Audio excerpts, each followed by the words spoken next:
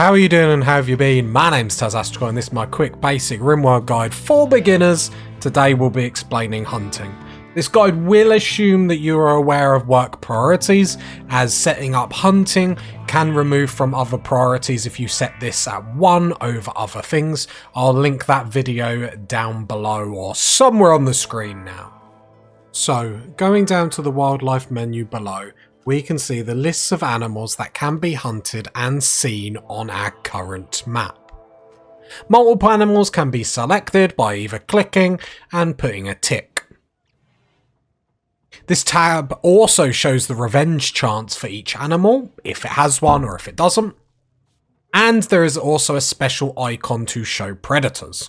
Predators will, if given the opportunity, hunt your colonists for food.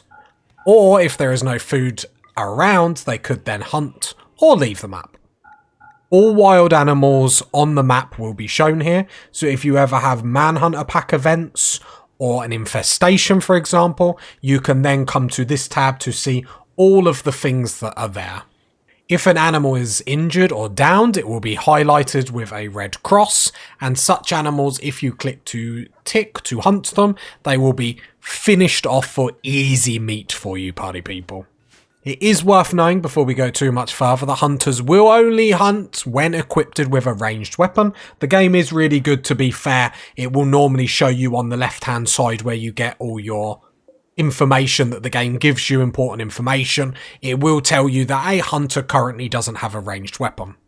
Some animals, when hunted, when injured, have a chance to revenge, which then you get a red lightning bolt, as I like to say it, next to their name, which then shows they are manhunter. Then they will attack your colonists, friends, traders, any humans that are nearby. Each time an animal is injured, a check in-game on the animal will, behind the scenes, occur.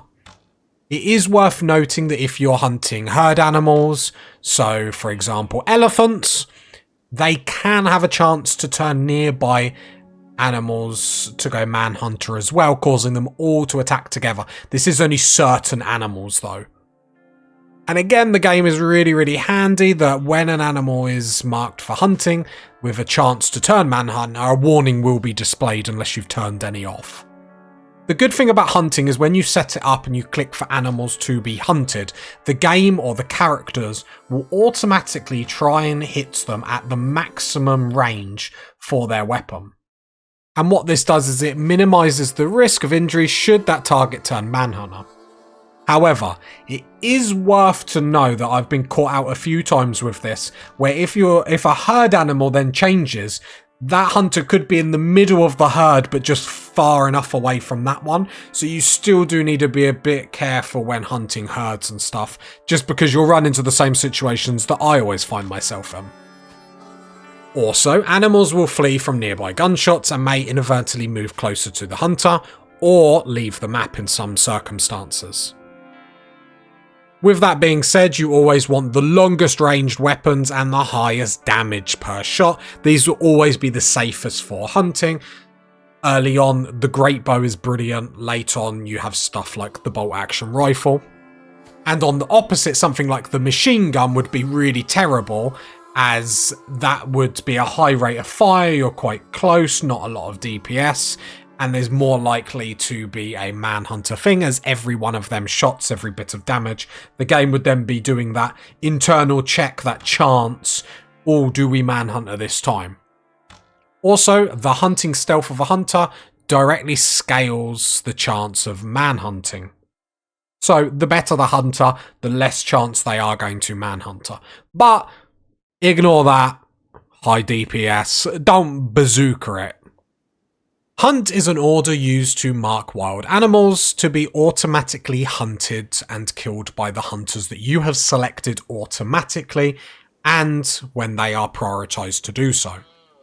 If a stockpile is sorted out properly, then the hunter will then haul that corpse back before resuming hunting, so you don't have to worry about manually doing this or seeing any meat get spoiled. However, if that hunter is unable to haul, that won't occur. These corpses will then be butchered by cooks to yield meat and leather. The type and quality of both depends on the animal hunted, and by how brutal the death was. So be kind, don't beat your meat. I hope this quick guide has been useful, and if there's anything else that you feel that could help new players, feel free to leave a comment below to help others through the wonderful world of Rimworld. As always, I'll catch you next time, party people. Bye!